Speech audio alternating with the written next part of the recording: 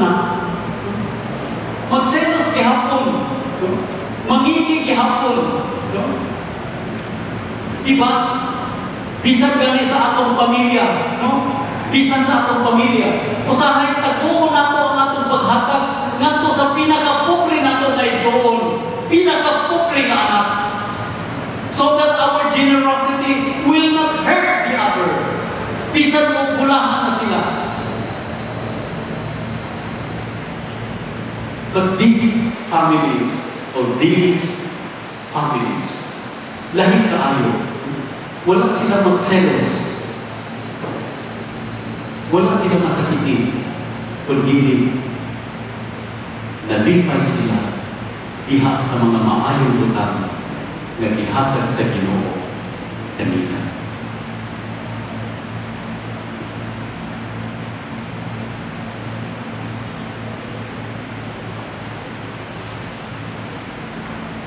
This is one of the most intimate experiences of Jesus with the disciples.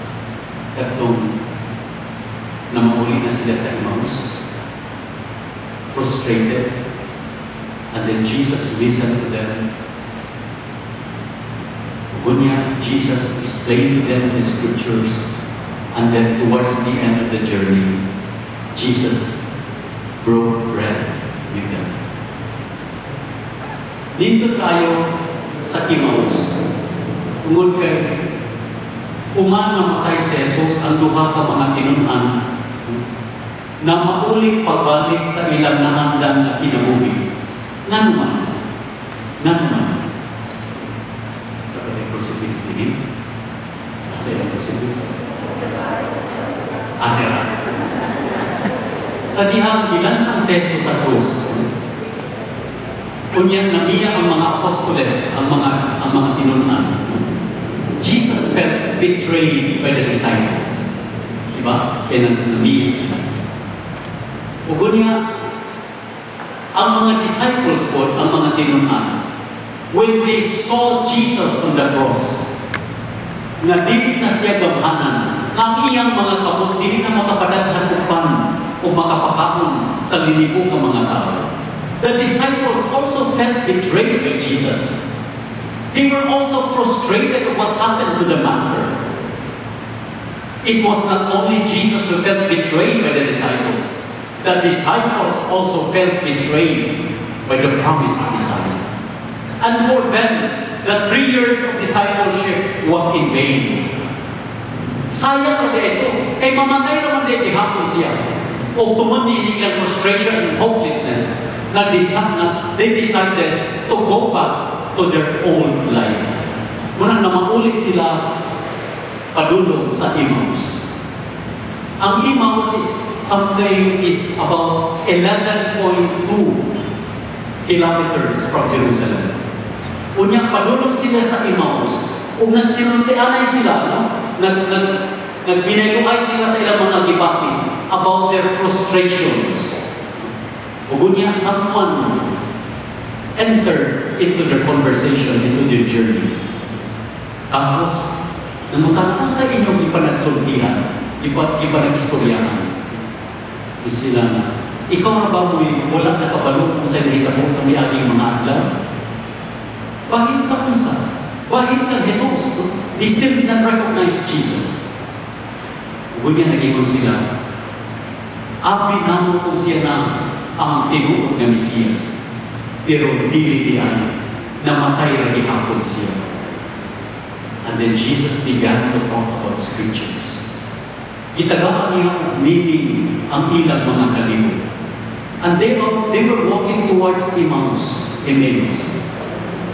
Ug asa padulong ang direksyon sa Emmaus, it is towards the western side.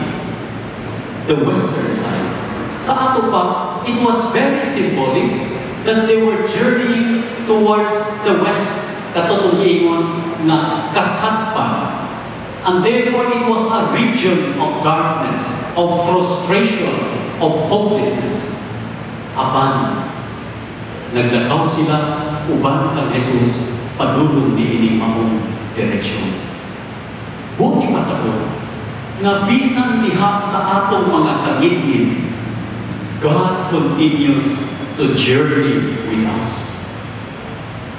God continues to be with us.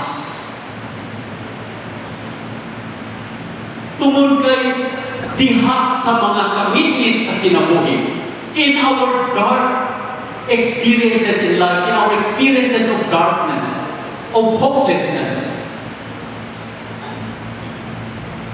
we become so vulnerable. And when we become vulnerable, that is the birthplace of grace. Sa ako nagikaingon sa mga magtiayon na akong ikagaan ito, kung tay-ugo na gamit ang inyong kaminyoon tungod sa daghan ng mga pagsulay sa pamilya o sa inyong paghinigugmaay,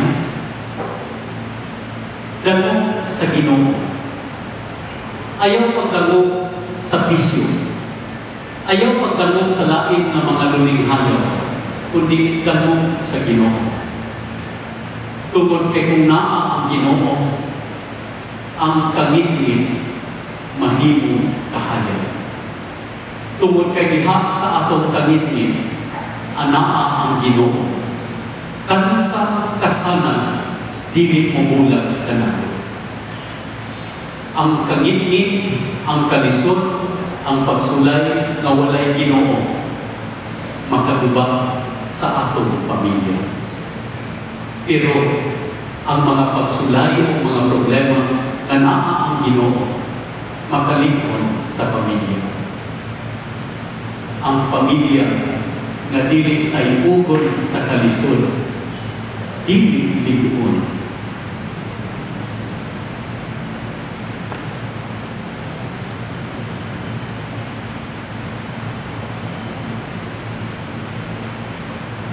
Ang pamilya na dili ay ugon sa kalisod, dili ligon. A family that does not pass through the experiences of darkness.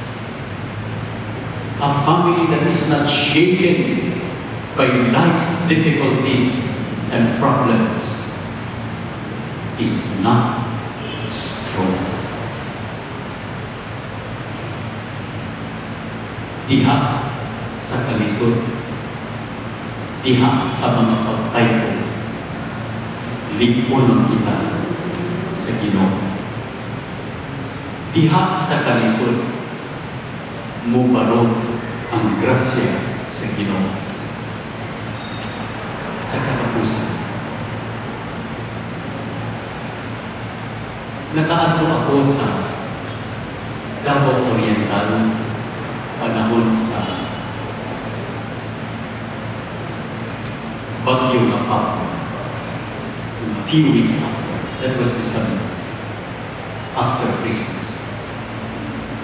Kung nagato ako, uban sa akong pipila ng mga kauban, uban sa among mga tabang para sa mga biktima. Kung tungod kay gamay naman kaayo ang among dala, ipamili lang namo kadtong mga taga-baryo yun, na taga-dayo, na dili maabot sa mga tabang sa sentro. Pero sa wala pa na mo ihatag ang among tabang, sa wala pa na mo ihatag ang among tabang, amo silang kitag sapat sa pag-istorya o gipaminaw na mo ang ilang mga kasinatian. Usa sa mga kasinatian nga akong gidala hangtod karon, and I will never forget it, is the experience of one wife, one mother, na dunay 5 ka mga anak, o ang iyang bana namatay panahon sa bagyo. And then we asked her to share this story to us. Kung nagingon siya, sakit kaayo ang akong handumanan, katapusan na handumanan sa akong bana. Tungod kay sa dihang naglupad na ang mga atok, naguba na ang among balay, nangatumpa na ang mga lubi, nagdagan kami tibuok pamilya. Kunya 5 kabog ang iyang anak, the youngest was just less than 1 year old or 1 year old. Nya, 2, 3, 4, 5, no? Sunod-sunod. Unya ang inahan, naghimo siya og sling para dito niya ibutang og taguan ang iyang gamay kaayo nga anak. E kusog kaayo ang hangin o kusog kaayo ang ulan. Unya ang laing ulo ka mga anak naghawid sa iyang sitsit. Samtang ang usa ang kamagulangan naghawid dito sa iyang amahan. Ang amahan dito sa likod aron kung dunay mga tumba iyang masagal o dili matumbahan ang iyang pamilya. And then such a time na nakita sa amahan na matumba ang usa ka dako kaayo nga parin, ingon amin semento nga parin, ug matumba na sa ila. Ang gibuhat sa amahan, iyang gitulod kusog kaayo ang iyang asawa uban sa iyang upat ka mga anak palayo. Ug unya nag-ingon dayon ang asawa. My last memory of my wife was to see my husband using his own body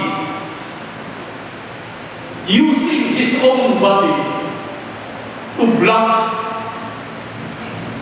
that wall aron dili siya matumba sa akong mga anak ug kanako. We were all in silence when she told this story. Tanamig naghilang, pati siya naghilang. And then I asked her, unsay imong gibati? Ingon siya, dili masabot sa akong kasing-kasing unsa kasakit ang akong gibati.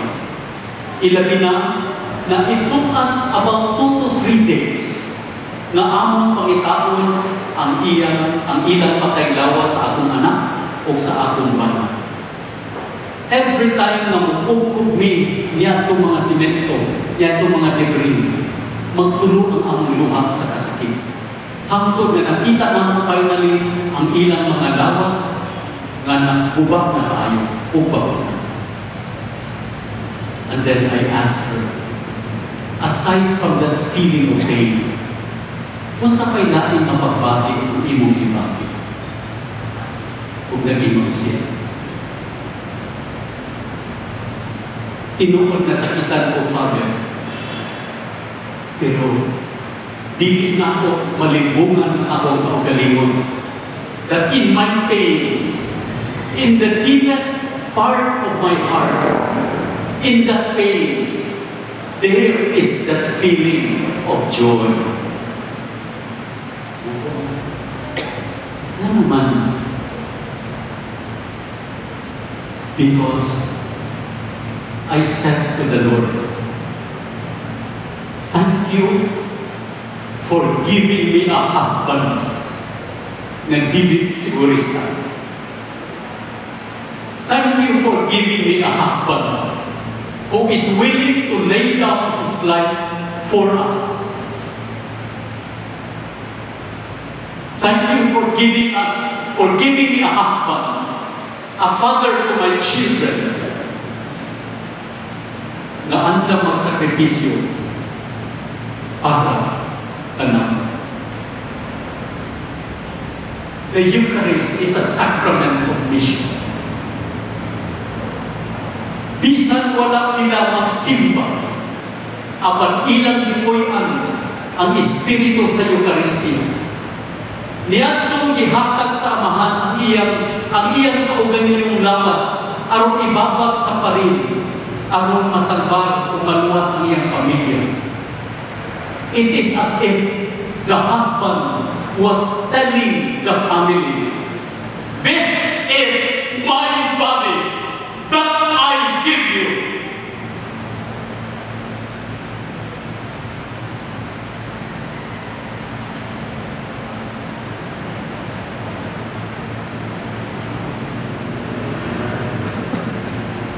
This is my body that I give you. And in all humility, spent a moment of prayer and said to the Lord, Lord, how I wish I will be given that kind of generosity. Please. Ginoo, ingunta niya na ako maghatag sa akong kinabuhi sa simbahan. Dili unta ako magpahayahay sa akong pagkapahit. This man reminds me of the essence of the priesthood, of the essence of the Eucharist. Itang tanan na nagkatigong-tigong have our own experiences of being broken, being blessed, being taken, being broken, and being shared to others. Hinamunta na sama kang Jesus, kita magkakaroon, maghatag sa atong kaugalingon para sa uban.